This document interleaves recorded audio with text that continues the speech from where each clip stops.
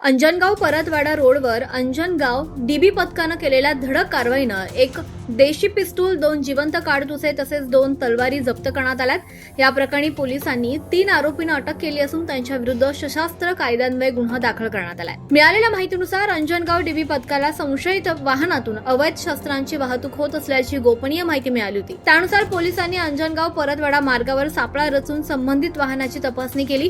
तपासणी दरम्यान वाहनातील आरोपींकडून एक पिस्तूल, 2 जिवंत काडतुसं आणि 2 धारदार तलवारी आढळून आल्या।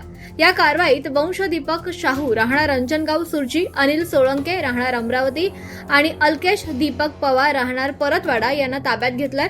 पोलिसांनी शस्त्रसाठा जप्त करून आरोपींना अटक करण्यात आली आहे।